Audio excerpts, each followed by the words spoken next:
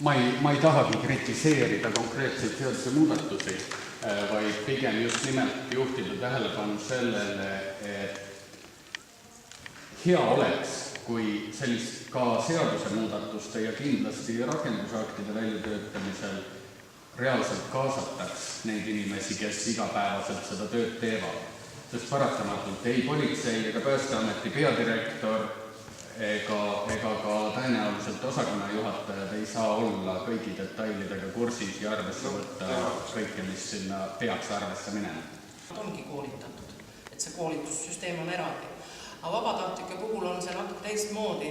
Vabatahtlike süsteemi me alles ehitame üles ja tegelikult mulle tundub, et ka riigi tasemel puudub visioon, missugune see vabatahtlike roll tulevikus võiks olla, et kuhu me tahame jõuda, missugune maht võiks olla vabatahtlikel merepäästjatel kogu sellest merepääste tööst, et kas me tahame, et vabatahtlikud täidavad teatud auku, kus riigi võimekus puudub, või me tahame, et vabatahtlike roll kasvaks.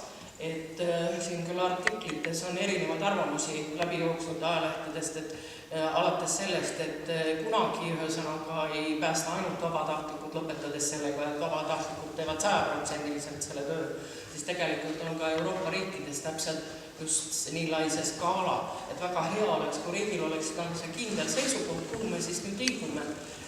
Lihtsalt otsustada. Nii et need kaks näidet näitavad seda, mis tegelikult ja Kuressaare kinnipanemise mõte on tegelikult juba 2 aastat vana. Küsimus oli selle, et millal seda teha. Nii et selle merepääste managemendi soov oleks olnud seda teha samm-sammult, ütleme, kuskil 5 aasta peale. Aga kuna nüüd oli PPA-l vaja vahendid selleks, et ennast ümber korraldada ja palka tõsta, siis see kiirti ei ole. Veetemperatuuri üleüldse saab kunagi olema ala kaetud. Jah, seda küll. Tõenäoliselt ei saa. Neid minuteid on tol ajal hästi vähe, aga täna on 10, et kas ikka on 20, millal jõuab kopter, et need ongi need mõned kuud, kui ta ootab selle kopteri ära ja ootab kaugelt tulevad ressursid. Selle poolest peab olema võimalikult tihe see abipakkujate graafik. Mis on tegelikult ütleme see põhiline mõõdupuud, millega PPA piirkonna võimekust üles ehitada, on see, et ega inimene vees üle 15-20 minuti vastu ei pea. See on A ja O. Ja kui on soov ja võimalust energiat seda vabast tahet ka pääste poole peale panustada, siis meie jaoks kõik partnerid on teretulnud ja erinevalt PPA-st meil on ka seda toetussüsteemi ühe tõhusamalt pakkuda, et täna ajad paraneb PPA poole pealt ka, aga tänasest on vabatahtlik maa- ja merepääste. meil on mitmed sellised seltid täna partnerid saladega, kes teevad mõlemad poolt ja sümbioos töötab hästi.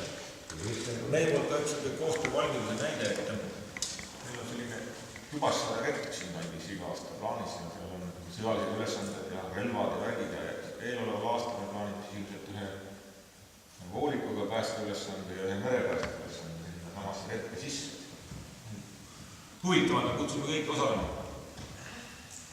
Seadusandlus see poole pealt on tööd teha oi kui palju.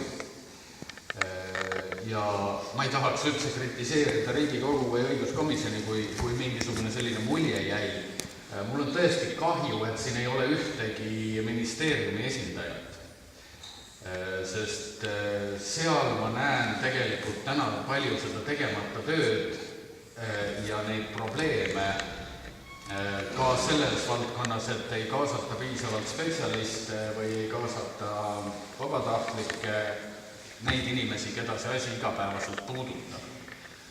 Jah, ma olen täitsa nõus, et vabatahtlikud või ka merevalvekeskuse töötajad või patrullis käivad piirivalvurid ei pea tingimata tulema Riigikogu õiguskomisjoni seda seaduse muudatust näiteks arutama.